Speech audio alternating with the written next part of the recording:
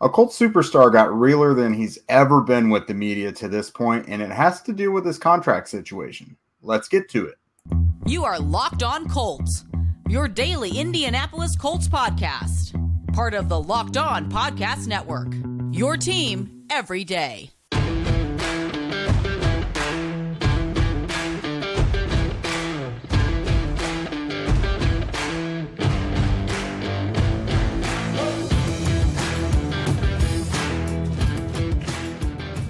All right. Thanks for tuning in and making us your first listen of the day. This is your daily podcast covering your Indianapolis Colts, part of the Locked On Podcast Network, your team every day. I am Jake Arthur. He is Zach Hicks, and you know the two of us from horseshoehuddle.com. I'm your resident credentialed member media reporting to you live from the facility, and Zach is the most notorious film guy either side of the Mississippi. I appreciate that, Jake. I appreciate that. That's a good one. I was gifted that one from Noah Compton. He is really into these descriptions I give you that are totally off the cuff every time. So that one, Noah, thank you for that one. But on today's show, the Colts have wrapped up their veteran minicamp. They're done until training camp now. But also after practice, media spoke with Jonathan Taylor, who has not been present as he recovers from his ankle procedure. But he's also in the midst of contract negotiations for a new extension. Of course, his second contract, the one for running backs, that is the big one. And he kind of had some more revealing things to say than we really ever hear from him.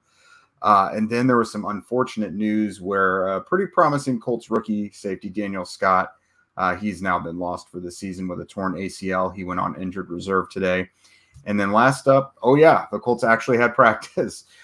They did cut minicamp short by a day.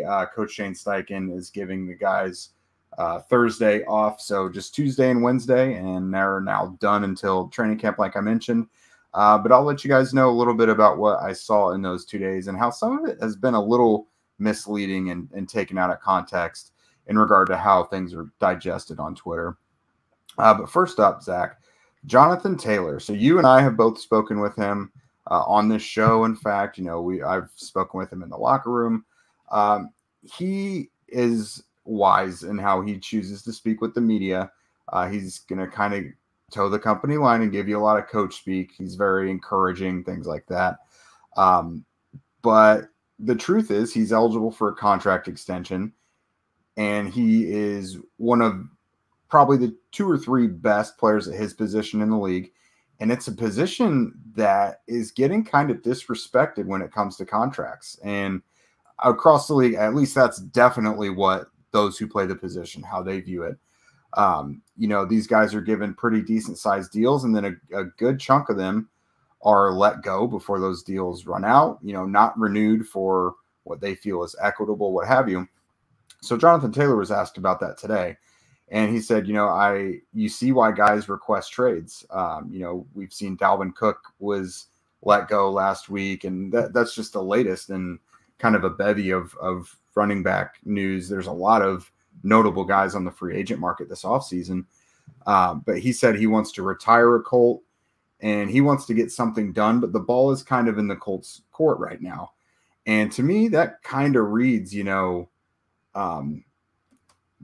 Taylor's side has let it be known what they want, and the Colts have probably given out something that's a bit lower right now, because another big factor in this is that Jonathan Taylor has also changed management. He has a new agent now. He now shares the same agent as Shaquille Leonard, so someone who is well equipped with getting big deals done with the Colts. Zach, what do you take through all of this?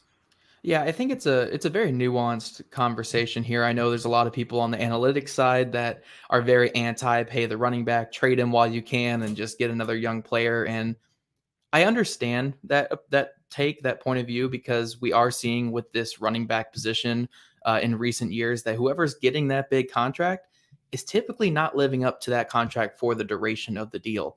Dalvin Cook was just recently released. Ezekiel Elliott was released. Joe Mixon's play has fallen off since he got his big deal. Like, we are seeing a lot of these star players at the running back position fall off before they even hit 30 years old. So I understand the hesitancy from the Colts, where it's like, we might not have to pay him as much as what we would in the past. Like a player like Emmitt Smith in the 90s, when his contract was up, was paid at one of the highest paid players in the entire league, and he was a running back.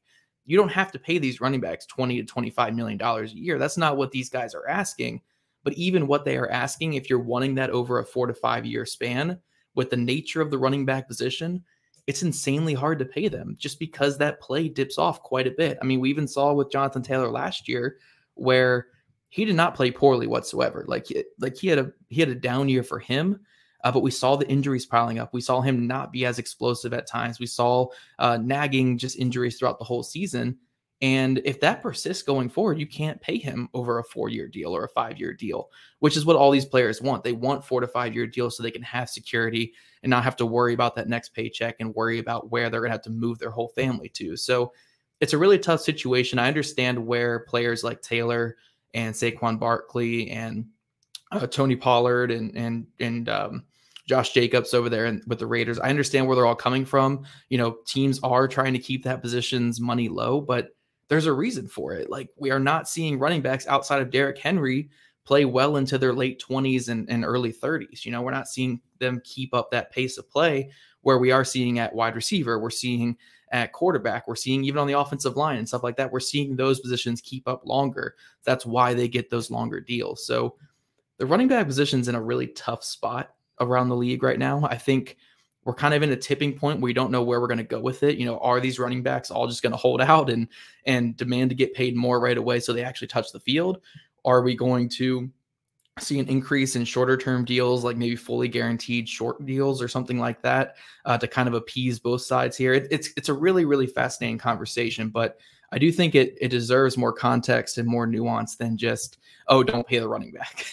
Don't pay the running back because at the end of the day, it's about producing points.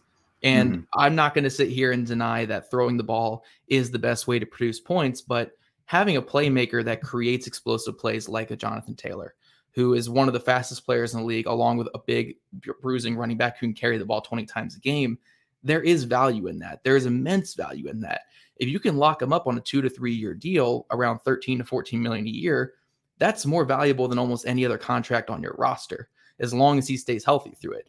Now, I'm not saying, again, if you give him a 4 to 5 year deal, you're playing with fire when it comes to that position. But if you give yourself an out and you reward him, with a good deal, I think there is an avenue for both sides to come together on this.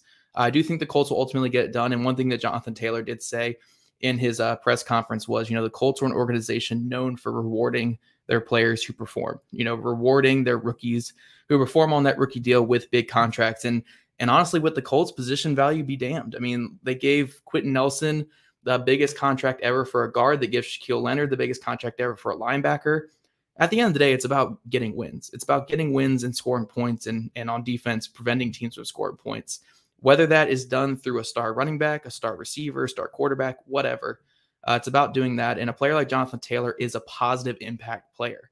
It's just not hampering your future with that long-term deal. So I do think ultimately they're going to come to an agreement on like a 2 to 3 year deal, whether that's this offseason or next offseason. But it is a fascinating conversation. I think I lean towards paying him. But again, if it becomes like a 5 year deal type thing, I don't know where I would fall on that, just because we are seeing the volatility of that position and seeing players falling off. Yeah, and I think ultimately they get something done, just because, again, it would go against everything Chris Ballard has always preached, to let him just walk out the door, unless it is just some ungodly amount of money that Taylor's asking for. And I do think the duration of the contract is a big deal. The running backs probably do want longer deals, and the Colts just don't. I think Zeke Elliott is probably one of the more recent examples of getting that huge deal, because Zeke was in his second contract already. Getting the huge deal that kind of resets everything, resets the market, and then you see the demise later in that contract before it's done. So that's kind of the cautionary tale, but I really do think the Colts will get something done, because they do value Taylor. I just think they're not eager to get it done right now, because there's a lot of bargaining to be done still. Yeah. I do want to pose this question to you guys listening.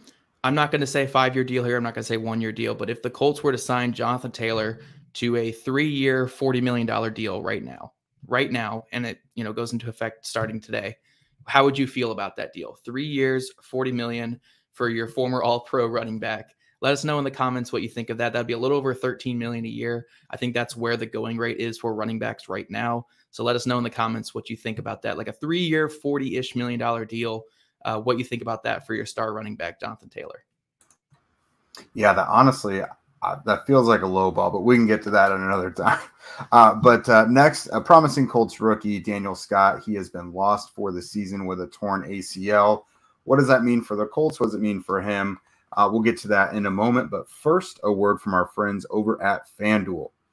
Make your way over to FanDuel because right now, new customers can get a no-sweat first bet up to $2,500. That's $2,500 back in bonus bets if your first bet doesn't win. The NBA playoffs just finished. The NFL preseason, it'll be here before we all know it, and we know everyone likes to bet on that. But you still got MLB, golf. Like, there's things out there to still bet on. And let's be honest, the NBA and the NFL, that's not all you're looking for. And there's really no better place to bet it all than at America's #1 sportsbook, FanDuel. Visit FanDuel.com/lockedon and get a no-sweat first bet up to $2,500. That's FanDuel.com/lockedon. FanDuel, official sports betting partner of the NBA. And everydayers, we're going to continue our positional breakdown series on tomorrow's episode where we go to the cornerback room, the most intriguing roster spot on the entire roster. Make sure you guys tune in for that tomorrow morning. Set those alarms, you beautiful everydayers.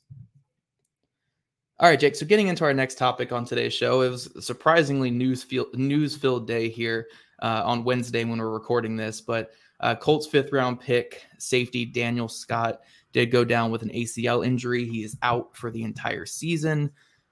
You know, at the end of the day, this isn't a massive, massive loss because it's not like Scott was going to be a starter for the team, but it does hurt to see a young player go down with an injury, especially a player, you know, where their spot's not really guaranteed going forward. You know, it's one thing if this were your 1st or 2nd round pick going down with an injury, but having a 5th round pick, a 24-year-old 5th round pick as well, going down with an injury in camp, you know, his chances at making an NFL roster going forward are just severely limited.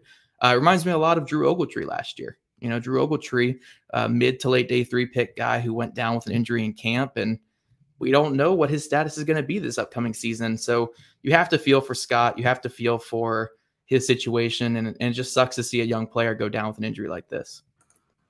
Yeah, it really does because he was a 5th-round pick, sure. You know, kind of was at Cal forever. I think he was a 6-year player at Cal. But the Colts did have decent plans for him, not necessarily right away, but the career they foresee for him, you know, is a player who can contribute on defense, but be a special teams ace as well for Brian Mason, the new special teams coordinator. Everything that Mason has said he wants in one of those core 4 guys, that's Daniel Scott right there. But kind of one of the biggest bummers about it is we've seen how this safety group, you know, any group in the NFL can change in a matter of, you know, a week. But the safety group in particular, Rodney Thomas, we didn't think he would see the field at all last season. 7th-round pick out of Yale, played several different positions, didn't even play in 2020. And here it is. He's arguably their best safety right now, leads the team in picks last season. You kind of saw the avenue for Daniel Scott, and we've talked about it, for that to potentially happen. Now, Rodney Thomas is definitely an outlier, but with how the Colts have discussed how much they like him, and, you know, Julian Blackmon has had injury concerns before. Nick Cross has not proven anything yet. There was a spot there for Daniel Scott to come in and earn a little playing time. Yeah. So definitely a bummer for him. Luckily, again, you hear this all the time. ACL injuries aren't what they used to be. Now, of course, they're all different, but the recovery time for him, this isn't like career threatening or anything. His season is over because he's on injured reserve now. But again, like you said with Ogletree, hopefully the guy comes back, you know, stronger than ever because he does seem to have a bright future. Yeah.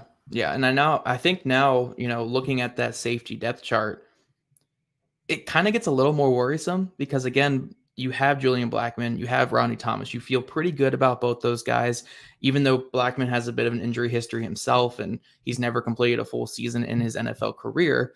Behind that, it's Nick Cross, who, like you said, we don't really know what we have there. We know he could be a really good special teamer when he gets out there for those opportunities, but he's not someone we know that the Colts can rely on defense. And then you got Trevor Denbo, who is a phenomenal special teamer, but we don't know what he can really be on defense. I know in your camp notes, we'll probably talk about a certain play he had in camp. If you were there to see that, Jake, but yeah, Denbo, I think there is a good role for him as a strong safety type player, but again, he's more of a special teamer. So now our conversation gets again, like, do they go bring in a veteran like they did with Rodney McLeod last year? Do they get some sort of veteran just to be a stable presence in that safety room? I think it's going to be really interesting to see what they do there, but I like Cross. I like Denbo to a degree as well. I want to see them get some reps here in camp, but you have to feel a little more concerned about that depth chart behind the top two guys now, because Daniel Scott was a guy who could kind of do both. He could kind of do it all. He was mostly a free safety in college. He played a little strong safety. He played a lot of nickel corner as well.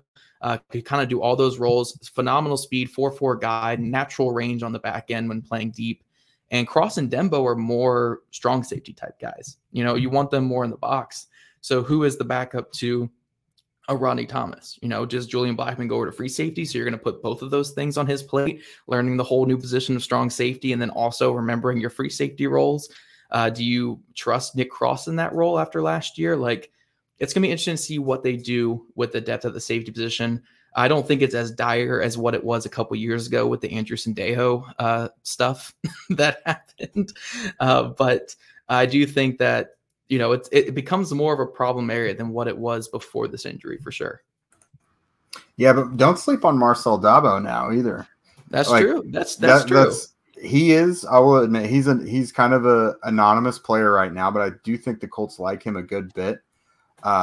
He got promoted to backup free safety last summer relatively quickly.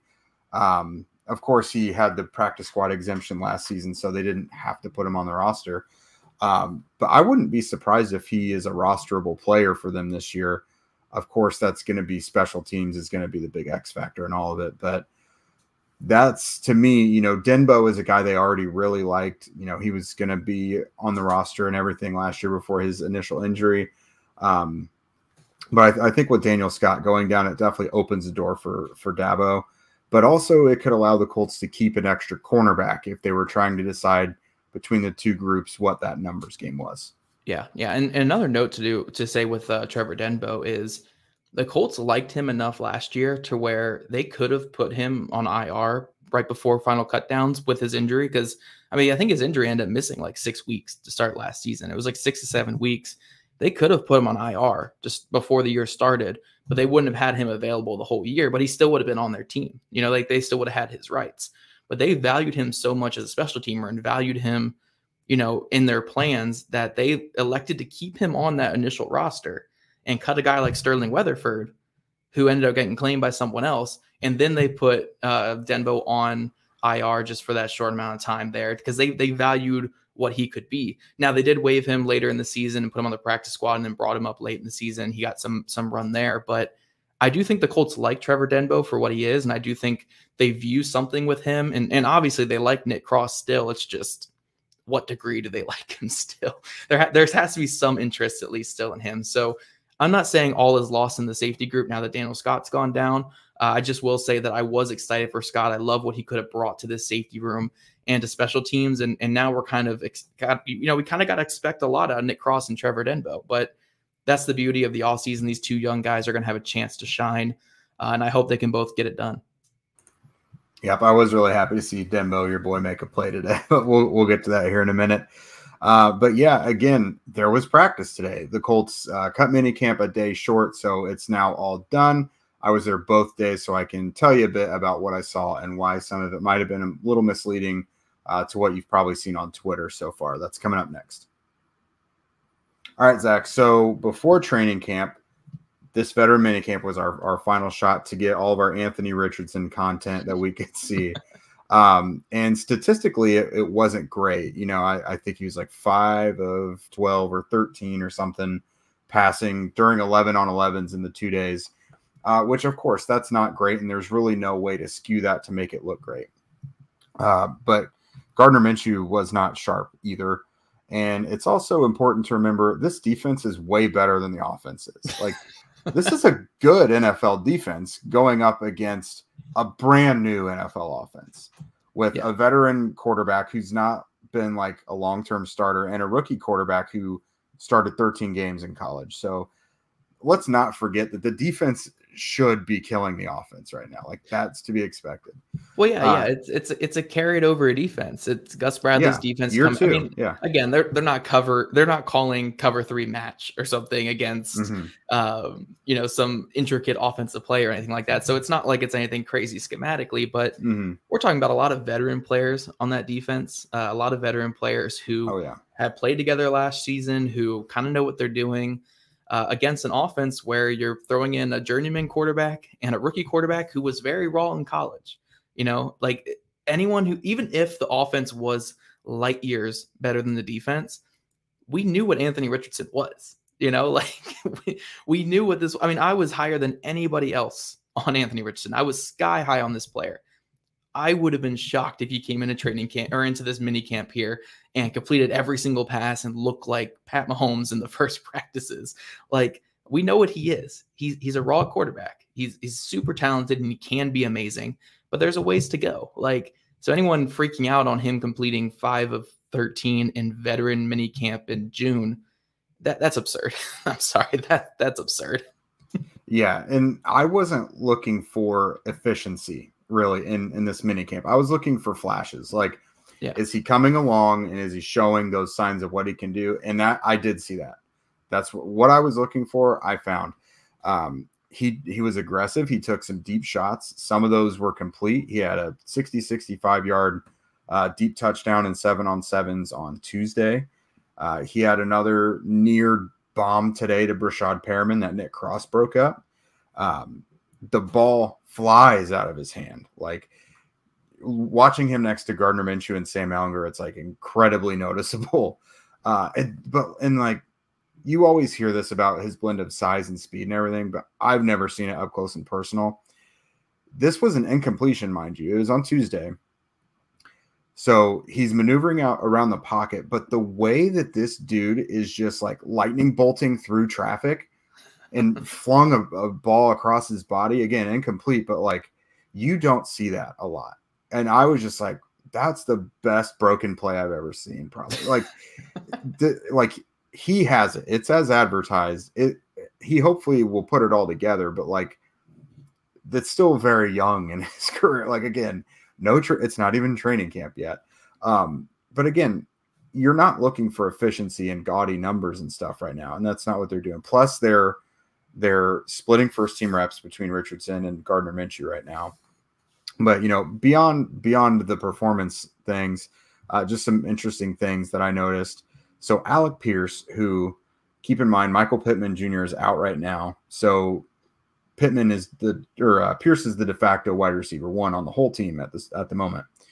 He's been getting his reps with Richardson, regardless of whether it's first or second team, which kind of leads me to believe that the Colts are pairing them together to get that chemistry going. Oh, yeah. They did something with, they're obviously willing to do whatever with Richardson, but with Pierce, that's why they had Stephon Gilmore all over him last season to get it going. Like, they're doing things strategically to get these guys' development moving. So I thought that was pretty interesting. That's just, I don't know.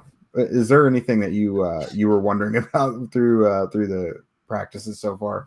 No, I'll ask you more about, like, I guess, guys you saw out there and stuff like that. But just, again, with the Richardson thing, look, the Colts took a guy who's a 53% passer in college. Yes, we can make all the things in the world about how the receivers were not up to par, how a lot of it was mechanical stuff that's easy to fix. Whatever stance you have on that, him coming into veteran minicamp, like, still learning the offense, he's not all of a sudden going to be the quarterback of our dreams. Like, this is a process, and it might take more than a year even before we even start seeing some results from Anthony Richardson. He's not on the like the Peyton Manning. Even Peyton Manning struggled as a rookie. I'm trying to think of a rookie who actually had like a phenomenal season. He's not on the Justin Herbert, development plan where he's going to come out and throw for 4,000 yards as a rookie. He's not on that development plan. He's on the Josh Allen development plan. He's on the Jalen Hurts development plan, where it's not going to be pretty the rookie season. You're going to see some flashes. You're going to see some good things he can do, but it's not going to be pretty. He's got to learn while under fire and under duress, and he's going to figure it out, or he's going to crash and burn. But to expect him to come in from day one and just be the quarterback of our dreams is again, just absurd. But talking about these practices and stuff like that, the biggest things I'm wondering really are, again, the right guard rotation. Who's at right guard? Was it mostly Will Fries? Were they getting? Yeah, it's Fries. They're rolling with the getting? Yeah, were they getting Emile Kior in there? Like, were they getting Emile Kior in there? Like everyone was thinking. Yeah, Kior has been so far the second team right guard. Okay. Yeah. All right. And it's Dakota Shepley as the second team center. Where's Pinter been at? I'm trying to no. Okay, so yeah, Pinter's probably been the center. I'm trying to differentiate between like positional drills as well, because there's also been guys that have been in and out with injuries. Yeah. So yeah, Pinter is the center. That's right. Yeah, but no, Akiyor seems to have that inside track so far. Okay. They're moving guys around. Carter O'Donnell, left guard as well, second team. So Jake Witt probably factors into that, but he's been out. The tackle. So not everyone has been around. And of course, that's another reason why with the lineups, I don't take a whole lot of stock yet, because they're dealing with over a dozen guys who will get playing time who aren't in there right now. Right. So I guess my last thing I got to ask you then is standout play, standout performers. What has caught your eye there in the last 2 days, Jake? Yeah. So Evan Hull, again, I really enjoy what I've seen from him. Oddly enough, Jake Funk has been RB1 this week with Taylor and Zach Moss out. You would think it would be probably Deion Jackson, but it's been Funk, Deion Jackson, and Evan Hull. But Hull has looked as good as he did in rookie minicamp. Catches everything, runs with effort and burst. Like, he just looks like he's got it. Trevor Denbo. We'll go ahead and make sure we mention his play today. So. It was another Sam Ehlinger interception, which he's been getting picked on by the young defensive backs. So Denbo, it was near the end of practice. Actually, it was like the last play, I think. Ehlinger threw one over the middle, and Denbo was like leaning back and caught one with one hand, and the defense went wild. It was those really fun type of plays where everyone on the field could see that it was a awesome play. And that's really the first flash I'd seen from him so far this spring, which is not a big deal. You're not getting a huge sample size. But no, he's been great. I really like Dallas Flowers. He has obviously had to step up with all the Isaiah Rodgers stuff. There was already a void there with Stephon Gilmore, and Juju Brents hasn't been out there either. So Dallas Flowers has been harassing receivers, making plays on the ball. Jalen Jones as well. Late round pick, the forgotten about rookie corner behind Darius Rush and Juju Brents. He had an interception off Ehlinger on Tuesday, and then just shortly after it broke up another pass against Ehlinger, like right in the same spot. So these rookie defensive backs are kind of showing up. Yeah. And then you were talking about Kevin Tolliver the other day as well, right? Was he getting some run?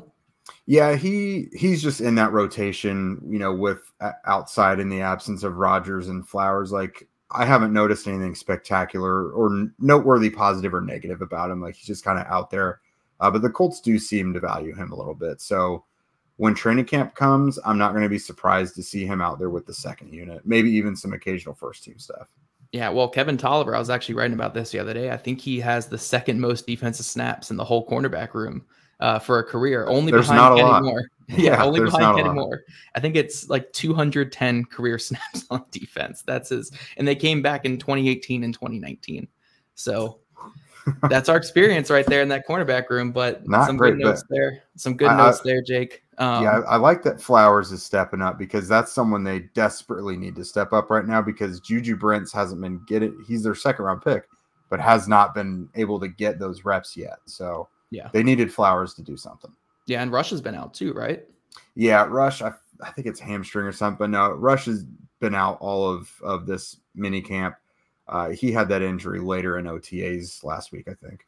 Yeah. So we'll keep an eye on everything when it comes actual time for training camp. But we love the update there, Jake. We love the Trevor Denbo hype, of course. Oh, yeah. And everydayers, be sure to stick around for the rest of the week while we talk the cornerback room bright and early tomorrow morning. All you beautiful everydayers, set those alarms because we're going to be talking about this really fun quarterback room fun with quotations around that there. But if you guys don't already, follow at Locked On Colts, at Jake Arthur NFL, and at Zach Hicks 2 on Twitter. Also subscribe to the Locked On Colts podcast wherever you listen to your podcasts, on YouTube or wherever, give us some love there. We love your guys' ratings, reviews, and we'll see you guys bright and early tomorrow morning.